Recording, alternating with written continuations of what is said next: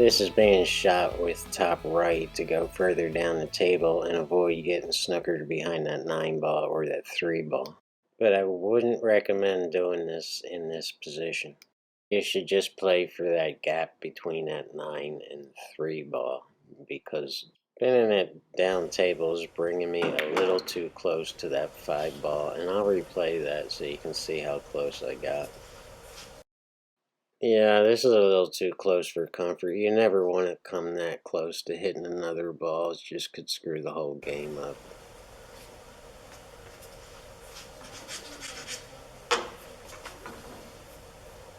I'm just drawing back a little bit on this 2 ball to get the right angle on the 3 to be lined up for the right angle on the 4 ball.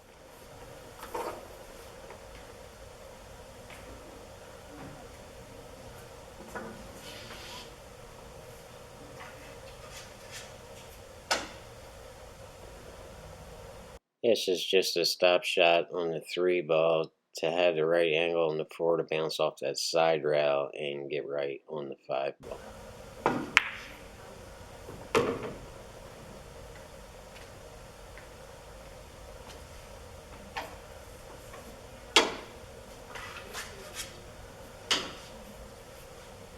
The bottom left here is the right idea because you want to go to that rail and spin it back up table. You don't want the cue ball going further down table. So that's what the bottom is for. And the left is for spinning it back up table off that rail.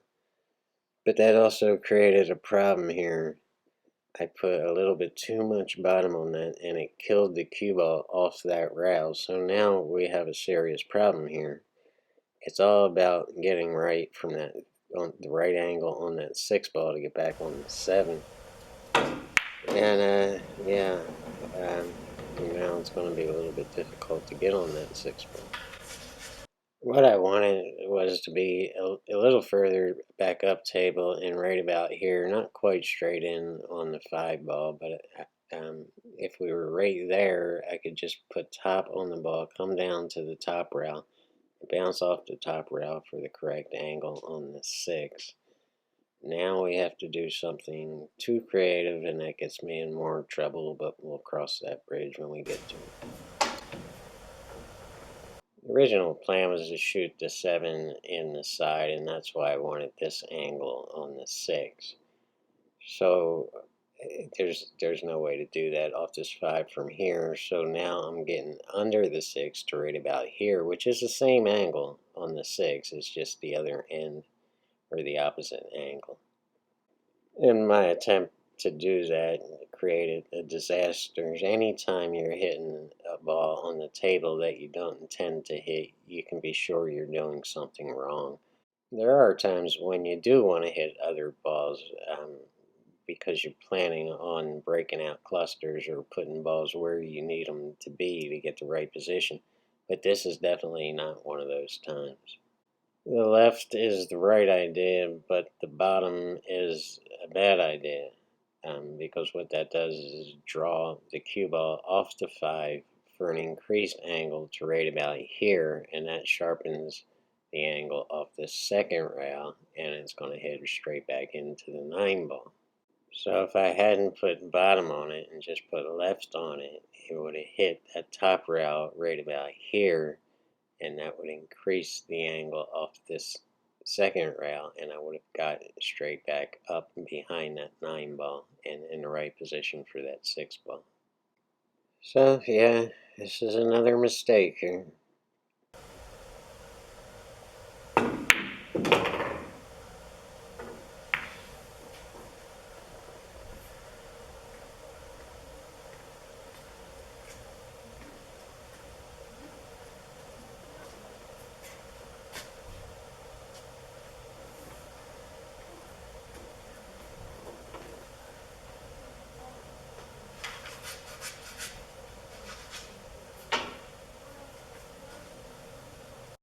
This 6 ball is frozen to that left-hand rail, and normally in a situation like this you'd want to put a little bit of right-hand English on this cue ball and actually aim to hit the rail just a hair, and I mean literally a hair, before hitting the 6 ball. And that will bounce the cue ball off the rail toward the 6 ball and send the 6 ball straight into the pocket.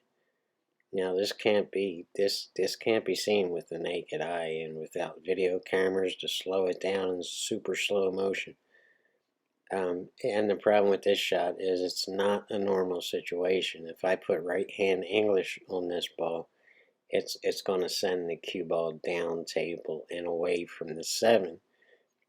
I still want to shoot the 7 in the side pocket, so I need to shoot this without right hand English, and I need to draw the cue ball back toward where I am now to shoot this 7 ball in the side pocket. So now it becomes dangerous, because if I don't hit the rail and the 6 ball at the same exact precise time, I'm going to miss a 6 ball shot. So I'm just putting bottom English on this to draw back toward me and to get position on that 7 ball, but I absolutely have to hit the rail and the 6 ball at the same time. This is a very hard shot and it's hard to master, but that's what we're doing here.